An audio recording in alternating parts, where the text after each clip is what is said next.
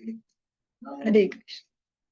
ओम अज्ञानतिमिरान्धस्य ज्ञानाञ्जनशलाकया चक्षुन्मिलितं येन तस्मै श्रीगुरवे नमः। वन्देऽहं श्रीगुरौ श्रीयुतपदकमलं श्रीगुरून् वैष्णवांश्च श्रीरूपं साग्रजातं सहगणरघुनाथान्वितं तं सजीवं साद्वैतं सावधूतं परिजनसहितं कृष्णचैतन्यदेवं श्रीराधा कृष्णपादान् सहगणललिता श्रीविशाखान्वितांश्च वृन्दाय तुलसीदेव्ये प्रियाय केशवस्य च कृष्णभक्तिप्रदे देव्ये सत्यवत्ये नमो नमः। वाञ्छाकल्पतरुभ्यश्च कृपा सिन्धुभ्यैव च पतितानां पावनेभ्यो वैष्णवेभ्यो नमो नमः। जय श्री कृष्ण चैतन्य प्रभु नित्यानंद श्री अद्वैत गदाधर शिवासादि गौर भक्त वृंद। हरे कृष्णा कृष्णा कृष्णा हरे हरे हरे राम राम राम हरे हरे। सर्वप्रथम भगवान के अभिन्न प्रकाश विग्रह श्री गुरुपाद पद्म पूज्य पात्र दंडी स्वामी अष्टोत्तर सत श्री श्रीमद भक्ति प्रसाद विष्णु गोस्वामी गुरुदेव महाराज के पावन श्री चरण कमलों में असंख्य कोटि दंडवत ज्ञापित करते हुए उनकी अहेतुकी कृपा प्रार्थना करती हूँ। वे अपनी कृपा वर्षण करें जिससे निज कर्ताभिमान भाव को छोड़कर एकमात्र उनकी वाणी के वाहक के रूप में अपना परिचय दे सकूं। परम गुरुदेव नित्य लीला कृष्ण विष्णुवास श्रीमद भक्ति दयित माधव गोस्वामी परम गुरुदेव जगत गुरु भक्ति सिद्धांत सरस्वती गोस्वामी ठाकुर प्रभुपाद व समस्त गुरु परंपरा जयुक्त हूँ। सपार्षद श्रीमन नित्यानंद प्रभु श्री गौरहरि वृंदावन बिहारी राधा गोपीनाथ भगवान जयुक्त हूँ। हम सभी पर अपनी कृपा वर्षण करें जिससे भगवान के पवित्र नाम और हरि गुरु वैष्णव सेवा में हम सभी की रुचि उत्पन्न हो सके। आज की इस प्रातःकालीन कक्षा में हम श्रवण करेंगे ग्रंथ राज श्रीमद भागवतम के अंतर्गत एकादश स्कंद हम श्रवण कर रहे हैं जो संपूर्ण श्रीमद भागवतम का एक प्रकार से सार स्वरूप है और इसका 9वां अध्याय आज हम प्रारंभ करने जा रहे हैं। ओम नमो भगवते वासुदेवाय ओम नमो भगवते वासुदेवाय ओम नमो भगवते वासुदेवाय। जो प्रसंग हम श्रवण कर रहे हैं भगवान दत्तात्रेय द्वारा महाराज यज्ञ को जो उपदेश दिए जा रहे उनको श्रवण कर रहे हैं। श्री ब्राह्मण उवाच परिग्रहो हि दुःखाय यद् यत् प्रियतमं नृणाम् अनन्तं सुखमाप्नोति तद्विज्ञान यस्त्वकिंचनः। साधु ब्राह्मण ने कहा भौतिक जगत में हर व्यक्ति कुछ वस्तुओं को अत्यंत प्रिय मानता है और ऐसी वस्तुओं के प्रति लगाव के कारण अत्यंत वह दीनहीन बन जाता है। जो व्यक्ति से समझता है वह भौतिक संपत्ति के स्वामित्व तथा लगाव को त्याग देता है और इस तरह सीम आनंद प्राप्त करता है। इस जगत की जो भौतिक जो परिस्थितियां और वस्तुएं हैं उनसे जो लगाव रखते हैं अंत में उन्हें एक प्रकार का मानसिक क्लेश ही झेलना होता है। अतः बुद्धिमान लोग समय के रहते इनसे अपने जो जुड़ाव है उसको अलग कर लेते हैं और आनंदित जीवन जीते हैं। सामिशं कुररं जघ्नुर बलिनोऽन्ये निरामिषाः तदामिषं परित्यज्य स सुखं समविन्दत। एक बार बड़े बाजों की एक टोली ने कोई शिकार न पा सकने के कारण एक अन्य दुर्बल बाज पर आक्रमण कर दिया जो थोड़ा सा मांस पकड़े हुआ था। उस समय अपने जीवन को संकट में देखकर बाज ने मांस को छोड़ दिया तब उसे वास्तविक सुख मिल सका। जो भी उपदेश दिए जा रहे हैं इनके साथ साथ एक एक एग्जाम्पल भी दिए जा रहे हैं। जैसे हम स्कूली शिक्षा में देखते हैं एग्जाम्पल्स के साथ समझाया जाता है ताकि जल्दी से आ पाए। से एक बाज का उदाहरण दिया गया कि वो मुंह में मांस लेके उड़ रहा है और अन्य बाजों ने उस मांस के लिए उस पर हमला कर दिया, तो उसने समझदारी दिखाई और वो मांस ही छोड़ दिया, वो टुकड़ा ही छोड़ दिया, जिससे उसकी जान आफत में थी और फिर वो की जान बच पाई। न मे मानापमानो स्तो न चिंता गेह पुत्रिणाम आत्मक्रीड आत्मरतिर् विचरामि बालवत्। पारिवारिक जीवन में माता पिता सदैव अपने घर, अपने बच्चों तथा अपनी प्रतिष्ठा के विषय में चिंतित रहते हैं, किंतु मुझे इन बातों से कुछ भी लेना देना नहीं रहता। मैं न तो किसी परिवार के लिए चिंता करता हूँ, न ही मैं मान अपमान की परवाह करता हूँ। मैं आत्म जीवन का ही आनंद उठाता हूँ और मुझे आध्यात्मिक पद पर प्रेम मिलता है।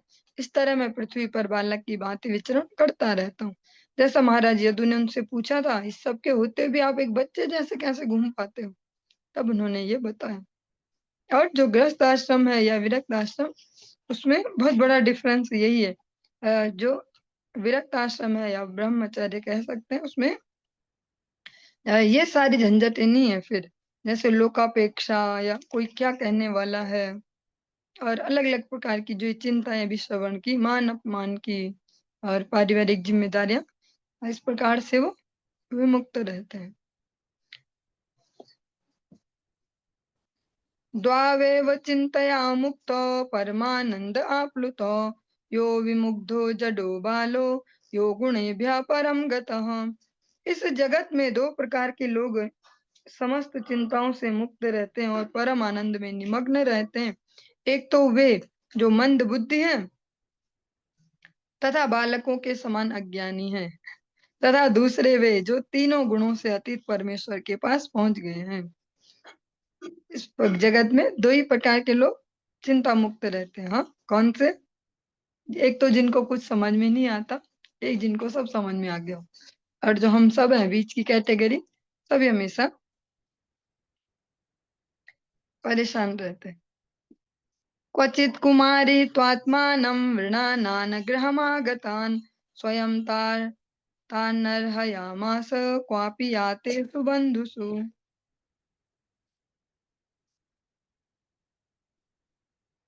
एक बार विवाह योग्य एक तरुणी अपने घर में अकेली थी, क्योंकि उसके माता पिता तथा संबंधी उस दिन किसी अन्य स्थान को चले गए थे। उस समय कुछ व्यक्ति उससे विवाह करने की विशेष इच्छा से उसके घर आए। उसने उन सबका सत्कार किया। तेषामभ्यवहारार्थं शालीन रहसि पार्थिव अवघ्नन्त्याः प्रकोष्ठस्थाश्चक्रुः शंखास्वनं महत्।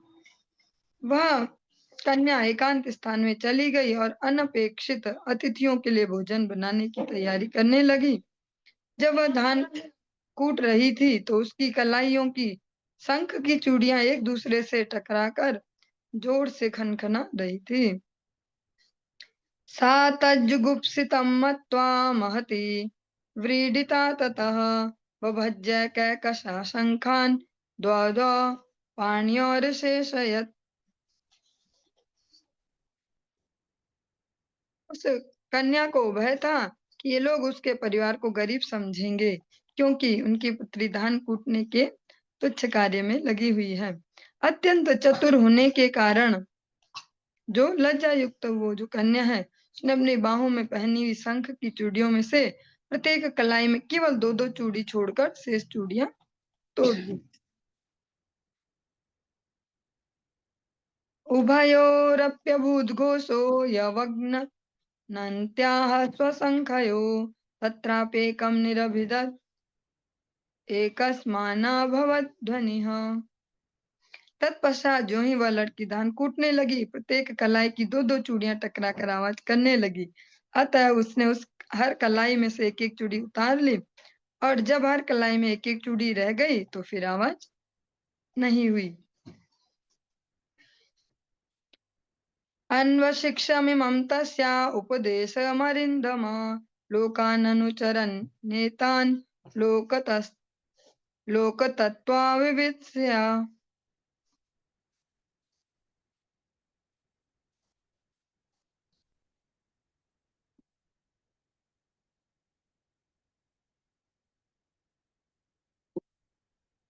हे शत्रुओं का दमन करने वाले, मैं इस जगत के स्वभाव के बारे में निरंतर सीखते हुए पृथ्वी भर में विचरण करता हूँ। इस तरह मैंने उस लड़की से स्वयं शिक्षा ग्रहण की, जो कन्या है, उससे सतर्कता की शिक्षा ली।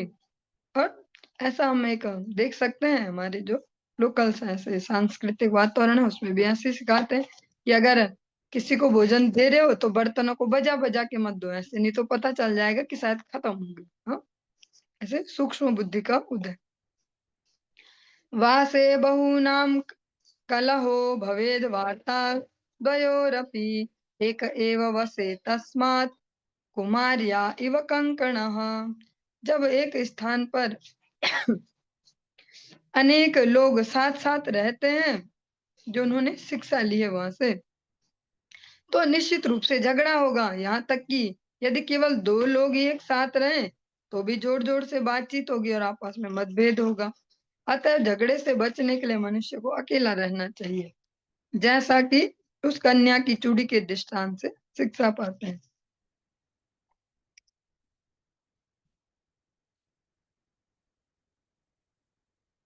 मन एकत्र संयुज्य जित श्वासो जितासनः वैराग्याभ्यास योगेन ध्रियमाणमतन्वितः। योगासनों में दक्षता प्राप्त कर लेने तथा श्वसन क्रिया पर नियंत्रण पा लेने पर मनुष्य को चाहिए कि वैराग्य तथा नियमित योगाभ्यास के द्वारा मन को स्थिर करे। इस तरह मनुष्य को योगाभ्यास के एक लक्ष्य पर ही सावधानी से अपने मन को स्थिर करना चाहिए।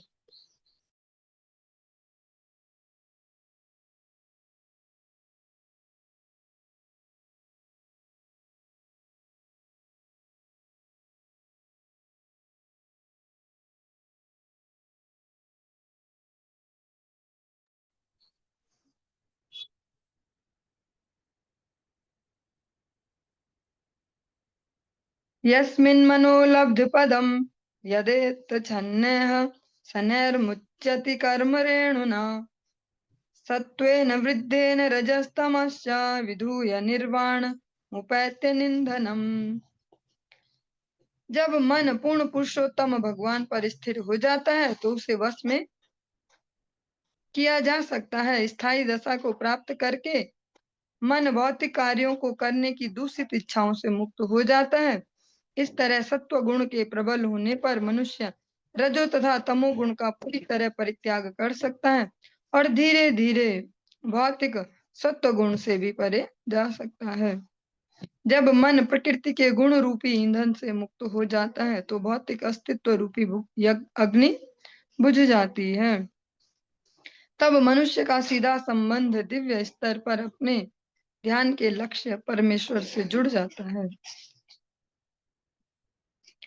तदैवमात्मन्यवरुद्ध चित्तो न वेद किंचित बहिरंतरम वा यथे सुकारो नृपतिं व्रजन्तम् ईशो गतात्मा न ददर्श पार्श्वे। इस प्रकार जब मनुष्य की चेतना परम सत्य श्री भगवान पर पूरी तरह स्थिर हो जाती है तो उसे द्वैत अथवा आंतरिक और बाह्य सच्चाई नहीं दिखती। यहाँ पर एक बाण बनाने वाले का दृष्टांत दिया गया है, जो कि सीधा बाण बनाने में इतना तल्लीन था कि उसने अपने पार्श्व से बगल से ही गुजर रहे राजा तक को नहीं देखा। फोकस के लिए यहाँ एग्जाम्पल दिया गया बाण बनाने वाले का।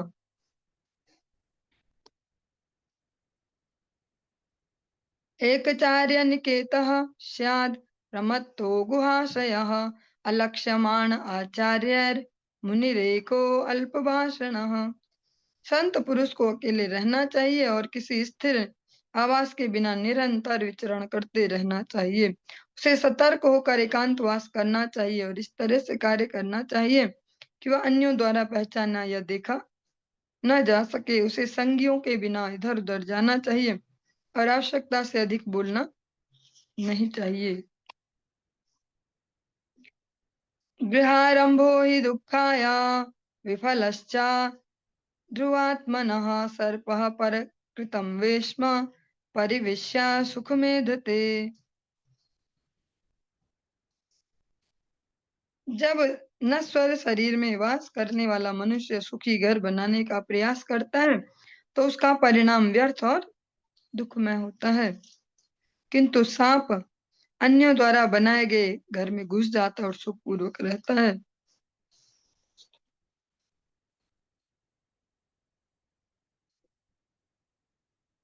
एको नारायणो देवः पूर्वसृष्टं स्वमायया संहृत्य कालकलया कल्पान्त इदमीश्वरः। एक एवाद्वितीयो अभूदात्मा अधारो अखिलाश्रयः।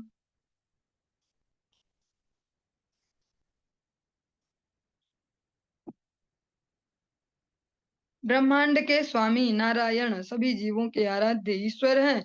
वे किसी बाह्य सहायता के बिना ही अपनी शक्ति से इस ब्रह्मांड की सृष्टि करते हैं और संहार के समय वे ब्रह्मांड को अपने काल रूपी निजी विस्तार से नष्ट करते हैं और बद्ध जीवों समेत समस्त ब्रह्मांड को अपने में समेट लेते हैं। इस तरह उनकी असीम आत्मा ही समस्त शक्तियों का आधार और आश्रय है, सूक्ष्म प्रधान जो समस्त विराट जगत का आधार है, श्री भगवान के भीतर ही सिमट जाता है और इस तरह उनसे भिन्न नहीं होता। संहार के फलस्वरूप वे अकेले रह जाते हैं, जो परम भगवान है। कालेनात्मानुभावेन साम्यं नीतासु शक्तिषु सत्त्वादिष्वादि पुरुषः प्रधान पुरुषेश्वरः परावरा परावराणां परम आस्ते कैवल्य संगितः केवलानुभवानंद संदोहो निरुपाधिकः। जब पूर्ण पुरुषोत्तम भगवान काल के रूप में अपनी शक्ति का प्रदर्शन करते हैं और सत्व गुण जैसी अपनी भौतिक शक्तियों को प्रधान जो तटस्थ साम्य अवस्था वहां तक ले जाते हैं, तो वे उस तटस्थ अवस्था और जीवों के भी परम नियंता बने रहते हैं। वे समस्त जीवों के भी परम आराध्य हैं, जिनमें मुक्त आत्मा, देवता और सामान्य बद्ध जीव सम्मिलित हैं। श्री भगवान शाश्वत रूप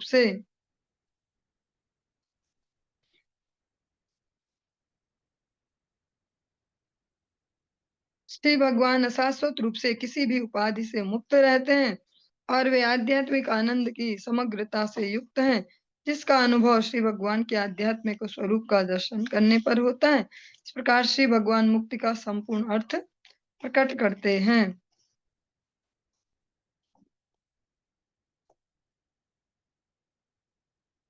केवलात्मनुभावेन स्वमायां त्रिगुणात्मिकां संगो भयन् सृजत्यादौ तया सूत्रमरिन्दम। हे शत्रुओं के दमन करता सृजन के समय श्री भगवान अपनी निजी दिव्य शक्ति का विस्तार काल के रूप में करते हैं और वे प्रकृति के तीनों गुणों से बनी हुई अपनी भौतिक शक्ति अर्थात माया को शुद्ध करके महत्त्व को उत्पन्न करते हैं।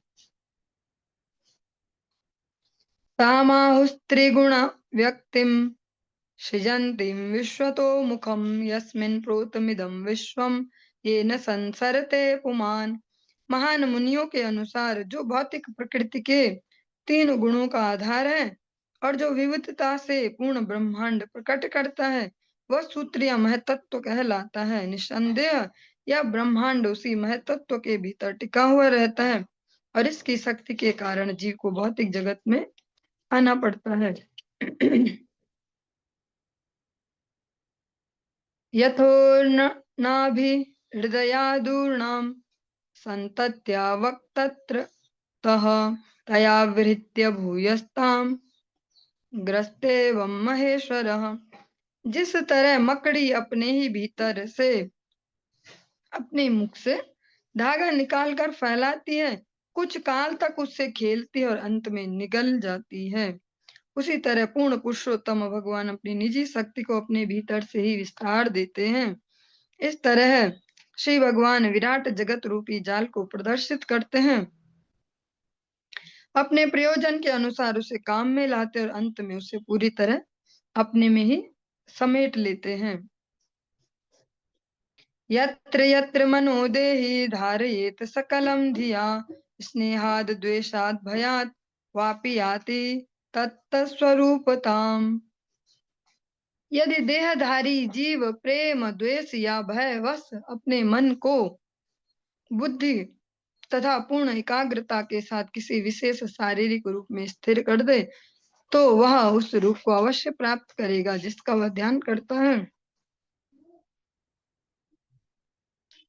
कीटः पेशस्कृतं ध्यायन् कुड्यां तेन प्रवेशितः याति तत्सात्मतां राजन् पूर्वरूपम संत्यजन। हे राजन, एक बार एक बर्र ने एक कमजोर कीड़े को अपने छत्ते में जबरन बंद कर दिया, उसे वहीं बंदी बनाए रखा। उस कीड़े ने बड़े भय के कारण अपने बंदी बनाने वाले का निरंतर ध्यान किया और उसने अपना शरीर त्यागे बिना ही धीरे धीरे बर्र जैसा ही अस्तित्व प्राप्त कर लिया। इस तरह मनुष्य अपने निरंतर ध्यान के अनुरूप रूप प्राप्त करता है।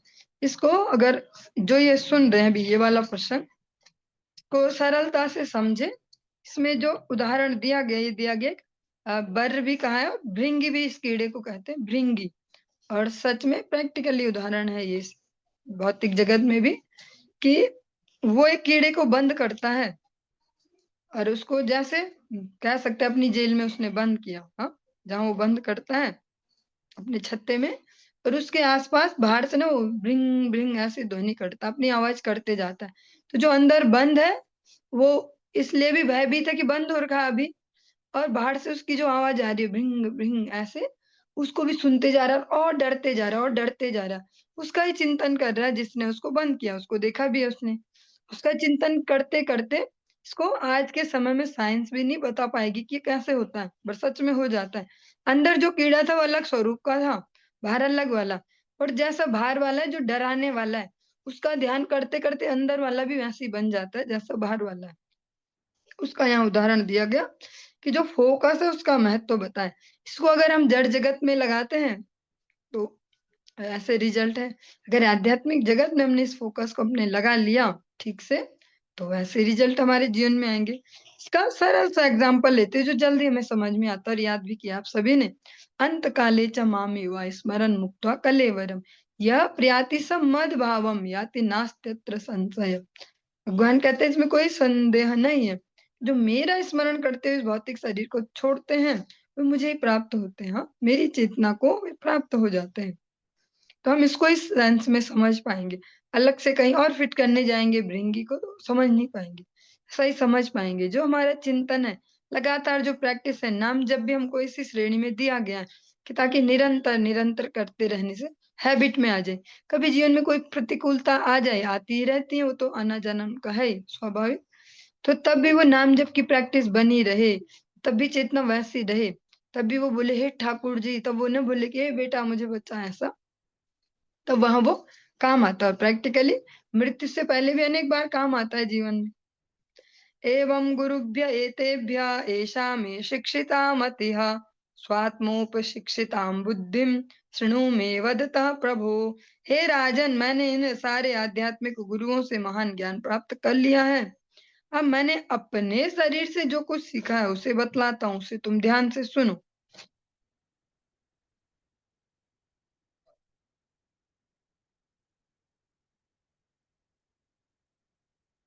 देहो गुरुर्मम विरक्ति विवेक हेतुर्विभ्रत स्म सत्त्वनिधनं सततार सततात्युर्दर्कम् तत्त्वान्ये तत्त्वान्यनेन विमृशामि यथा तथापि पारक्यमित्यवसितो विचराम्य संगः।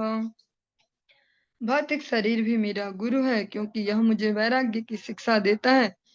सृष्टि तथा संहार से प्रभावित होने के कारण इसका कष्ट में अंत होता रहता है।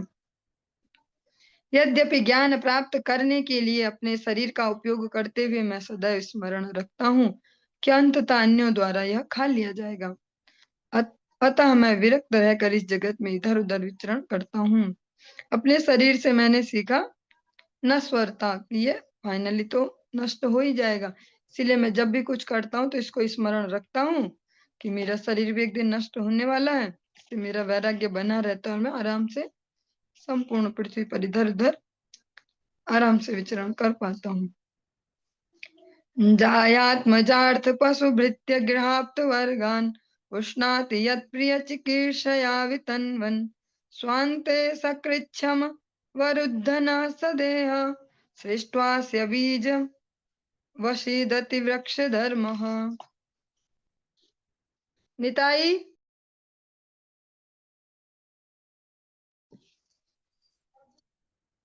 शरीर से आसक्ति रखने वाला व्यक्ति अपनी पत्नी, बच्चों, संपत्ति, पालतू पशुओं, नौकरों, घर संबंधियों, मित्रों इत्यादि की स्थिति को बढ़ाने और सुरक्षित रखने के लिए अत्यधिक संघर्ष के साथ धन एकत्र करता है। वह अपने ही शरीर की सृष्टि के लिए यह सब करता है।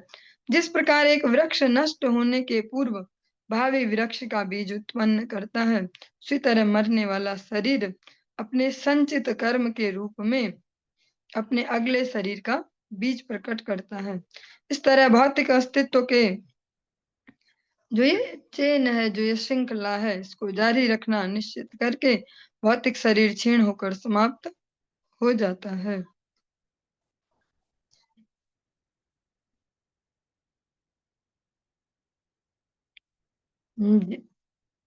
जिह्वे कतो ममु उपकर्षति कर्हितर्षा शिष्णो अन्यत्त्वगुदरं श्रवणं कुचश्चित् घ्राणो अन्यतश्च फलदृक् च कर्म शक्तिर्ब्रुवय्यः सपत्न्यः इव गेहपतिं लुनन्ति। जिस व्यक्ति की कई पत्नियां होती हैं, वह उनके द्वारा निरंतर एक प्रकार से परेशान रहता है। वह उनके पालन पोषण के लिए जिम्मेदार होता है। इस तरह सारी पत्नियां उसे निरंतर भिन्न भिन्न दिशाओं में खींचती रहती हैं और हर पत्नी अपने स्वार्थ के लिए संघर्ष करती रहती है। इसी तरह भौतिक इंद्रियां बद्ध जीव को एक साथ विभिन्न दिशाओं में खींचती रहती हैं और परेशान करती रहती हैं। एक और जीव स्वादिष्ट भोजन की व्यवस्था करने के लिए खींचती है, तो प्यास उसे उपयुक्त पेय पदार्थ के लिए घसीटती रहती है और इस प्रकार से उसकी सारी जो इंद्रियां हैं, वे अपने अपने विषयों की ओर उसको खींचते हैं। उधर उसे तब तक तंग करते रहता है जब तक वो भर नहीं जाता। कान मनोहर ध्वनि सुनना चाहते हैं। घ्राणेन्द्रिय जो उन्हें ऐसे कुछ सुगंधित ऐसे वायु चाहिए। चंचल नेत्र मनोहर दृश्य के लिए शोर मचाते हैं। इस तरह सारी इंद्रियां तथा शरीर के अंग तुष्टि की इच्छा से जीव को अनेक दिशाओं में खींचते हैं। जब हम सामान्यतः जीवन जीते हैं और कह सकते हैं विशेष रूप से जब गुरु वैष्णव अनुगत्य जीवन में न हो, भक्तों की संगति, तो इस प्रकार से कोई भी कभी अपने जीवन को नहीं देख पाएगा। ऐसे ही देखेंगे जैसे बचपन से में दिखाया गया है कि बच्चा होता है, फिर वो थोड़ा बड़ा होता है, फिर एडमिशन हो गया, फिर बड़ा आदमी बनना है, बचपन से यही सीखा है और यही बड़ा आदमी बनते बनते हम मर भी जाते हैं। लेकिन जो वैदिक साहित्य है और जो वैदिक संत है, इनके ही अनुशासन में हम सीख पाएंगे जीवन को सही रूप में देखना भी। भगवान श्री कृष्ण इसी बात को भगवत गीता में भी कहते हैं। जो भागवत जी है, जो भगवत गीता में जो विषय वस्तु है, उसी को विस्तार करती और विद एग्जाम्पल दिखाती है। भगवान श्री कृष्ण भगवत गीता में स्पष्ट कहते हैं, मम वांशो जीव लोके जीव भूता सनातना मना षष्ठानि इंद्रियाणि प्रकृति स्थानी कर्षति। यद्यपि यह जीव हमेशा हमेशा से मेरा शाश्वत अंश है, एक नित्य दास के रूप में, फिर भी अपने मन और जो इतनी इंद्रियां हैं, इनके द्वारा खींचा जाता रहता है, निरंतर संघर्षरत रहता है। कभी आंखें बोलती कि बढ़िया बढ़िया दिखा भैया, ऐसा दिखा वैसा दिखा। कभी कान कह रहे हैं ऐसा सुना वैसा सुना। कभी जीव अलग अलग प्रकार की उसको इंद्रियां उसको अपने अपने विषयों के आकर्षित करते हैं। उदाहरण दिया गया ऐसे ऐसे व्यक्ति का जिससे अनेक पत्नियां हों, तो एक ही पत्नी की डिमांड में व्यक्ति इतने परेशान है जीवन भर। ऐसे उदाहरण आए दिन समाज में देखते हैं, अब ऐसा हो गया अब वैसा हो गया, छोटी छोटी बातों पे झगड़े रोज सब। उदाहरण दिया गया ऐसा व्यक्ति का जिसके अनेक पत्नियां हों, फिर वो अनेक उतने झंझटें भी होंगी। कभी किसी की कोई इमरजेंसी, कभी किसी की कोई इमरजेंसी, और ऐसे ऐसे ऐसे उसी व्यक्ति का यहाँ उदाहरण दिया गया हमारी इंद्रियों के लिए कि जीवात्मा भी ऐसे अपनी इंद्रियों से ऐसे हमेशा परेशान रहती है, जबकि वो भगवान का नित्य दास है। इस क्या कह सकते हैं, इस परिचय से तो उसे सदैव आनंदित रहना चाहिए। किंतु वो डिपेंड रहता, हमेशा संग करता अपनी इंद्रियों का और हमेशा परेशान रहता। सृष्ट्वा पुराणि विविधान्य जयात्मशक्त्या वृक्षान् सरीसृप पशून् खगदन्दशूकान् तस्थैर्तुष्टहृदयः पुरुषं विधाय ब्रह्मावलोकधिषणं मुदमापदेवः। पूर्ण पुरुषोत्तम भगवान ने अपनी ही माया शक्ति का विस्तार करके बद्ध जीवों को बसाने के लिए असंख्य जीव योनियां उत्पन्न की, किंतु वृक्षों, सरीसृपों, पशुओं, पक्षियों, सर्पों इत्यादि के रूपों को उत्पन्न करके श्री भगवान अपने हृदय में संतुष्ट नहीं थे। तब उन्होंने मनुष्य को उत्पन्न किया, जो बद्ध आत्मा को पर्याप्त बुद्धि प्रदान करने वाला होता है, जिससे वह परम सत्य को देख सके। इस तरह श्री भगवान संतुष्ट हो गए।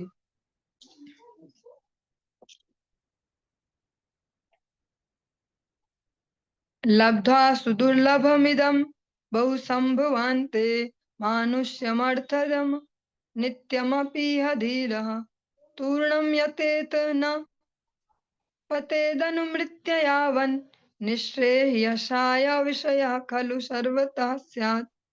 अनेकानेक जन्मों तथा मृत्यु के बाद मनुष्य यह दुर्लभ मानव जीवन प्राप्त करता है, जो अनित्य होने पर भी मनुष्य को सर्वोच्च पूर्णता प्राप्त करने का अवसर प्रदान करता है।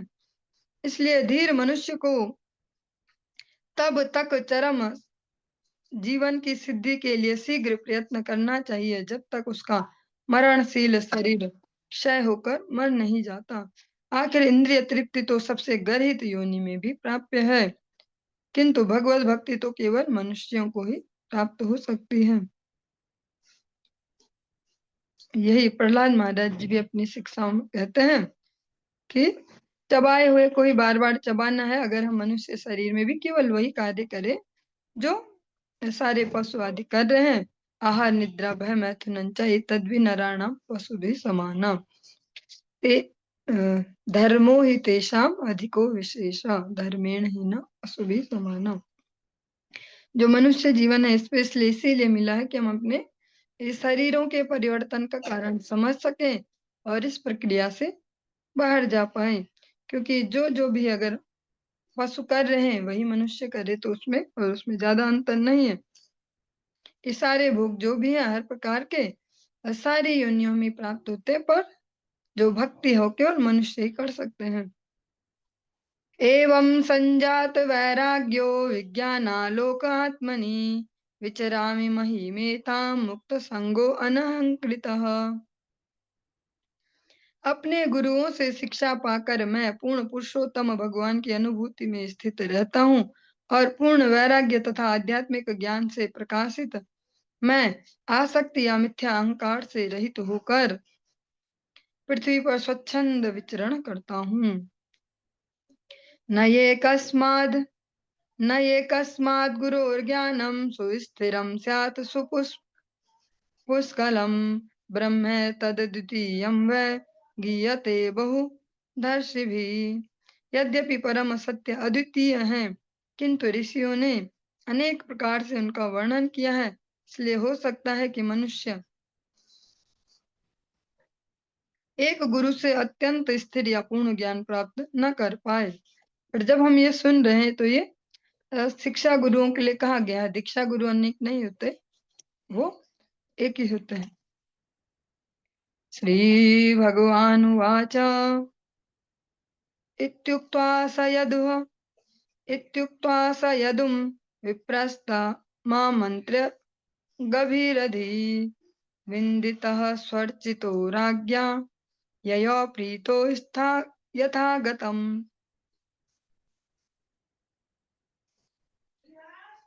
पूर्ण पुरुषोत्तम भगवान ने कहा,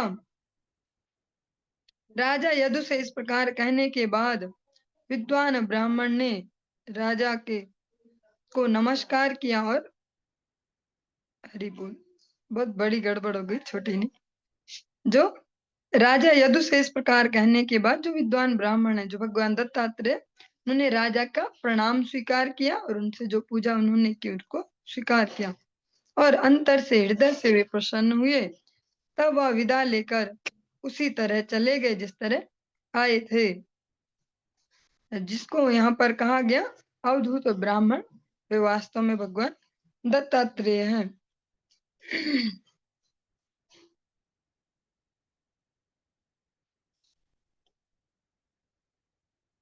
यहाँ पर श्रीमद् भागवतम से ही द्वितीय स्कंद का 7वां अध्याय का 4th श्लोक दिया गया। क्योंकि यहाँ पे नाम नहीं दिया गया भगवान दत्तात्रेय का, इसलिए उसको स्पष्ट करने के लिए वो रेफरेंस दिया गया कि वे भगवान दत्तात्रेय हैं। यत्पाद पंकज पराग पवित्र देह योगर्धिमं आपुरुभयं यदुहे याधा। दत्तात्रेय के चरण कमलों के प्रताप से अनेक यदु है या इत्यादि इतने शुद्ध बन गए कि उन्हें भौतिक और आध्यात्मिक दोनों प्रकार के वर प्राप्त हुए। इस श्लोक से यहाँ बताया गया कि जो यदु महाराज है उनको ये जो शिक्षा है वह भगवान दत्तात्रेय ने दी। अवधूत वचा श्रुत्वा पूर्वेषां न स पूर्वजः सर्वसंग विनिर्मुक्तः समचित्तो बभूवः। हे उद्धव, उस अवधूत के शब्दों को सुनकर साधु राजा यदु, जो कि हमारे पूर्वजों का मूल है, समस्त भौतिक आसक्ति से मुक्त हो गया और उसका मन आध्यात्मिक पद पर समान भाव से स्थिर समदर्शी हो गया। जो हम पूरा प्रसंग ये सुन रहे थे, आप सभी को याद हो कि उद्धव जी को अब ऐसे संकेत हुए हैं कि भगवान जाने वाले इस धरा धाम से, वे भगवान के पास है। भगवान उन्हें जो उपदेश दे रहे उसके अंदर भी भगवान ने ये दृष्टांत सुनाया है, सारा जो प्रसंग है।